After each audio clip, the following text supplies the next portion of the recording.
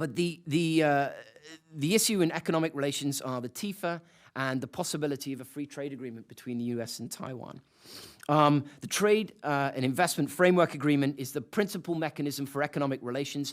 It has been frozen. Ray touched on it, over the issue of beef, an issue that is less, significantly less than 1% of our bilateral trade relationship.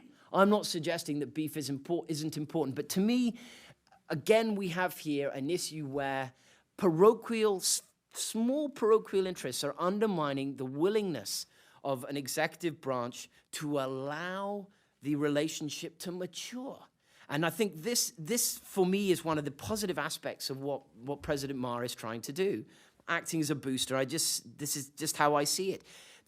There's a genuine attempt here to try and let the relationship mature. And in the shadow of that effort, the United States should be doing the same thing. And I very much hope that Mr. Obama and his colleagues will not view smaller, I'll bet important, but smaller issues such as beef to undermine broader strategic economic goals in our relationship.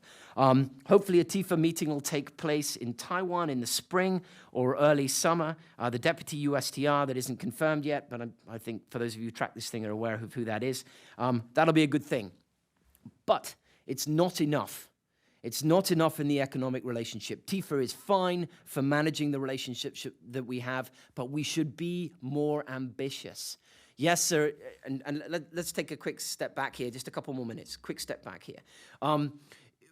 When Ma took over, certainly what I heard from many of his officials and others was that the policy seemed to be, don't worry, we're not going to be a problem. That seemed to be it, and it's in the relationship with the United States. That seemed to be the sole thing that I heard over the first few months. Don't worry, our policy to the United States is we're not going to be a problem. Well, we get it, and we understand, and that's great. And thank you. Well, it was tough before, but this is a good thing. But now we have this opportunity to move the ball forward significantly, fundamentally. We have this opportunity to allow the relationship to mature. Tricky, certainly. James touched on that. Where's the balance on arms sales? How do you give enough to allow everything to move forward? Absolutely. But nevertheless, there is this opportunity. We have to grasp it. We've got a great deal going on at this juncture for our country in many different aspects of our external policies. But we cannot sit back and simply say everything's fine with Taiwan and China. They're getting on with it. Just leave it. If we do that, we're going to be dealing with problems in that relationship sooner rather than later. Continued forward progress requires the United States to remain engaged substantively, materially, and to lean forward in its own expectations for its equities. So I would simply say on the economic front that at such point in time as Mr. Obama, his congressional colleagues are willing, able to reach consensus on a trade liberalization policy, and I do believe they will, Taiwan should be at the top of the list. If we don't do it now, it becomes that much more difficult as years go by. To summarize, it would be easy to lay back, as I mentioned, on the soft pillow of the TRA and say all's well. How do you like that? Very much. Good. That would be a huge mistake. Taiwan needs material support in all external areas where its interests and that of America can coincide. China will press its interests as it sees them.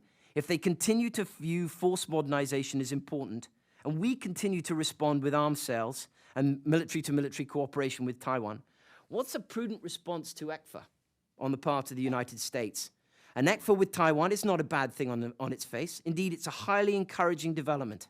However, in the absence of similar agreements with Taiwan's other trading partners, it may ultimately raise tensions in the Strait, not reduce them. Taiwan does not have a domestic consensus on this matter.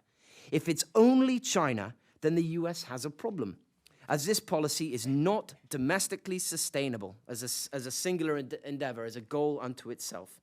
Therefore, it's essential that the US not miss this opportunity to allow our own relationship with Taiwan to mature and to execute on material, forward-leaning policies such as a free trade agreement. Thank you very much.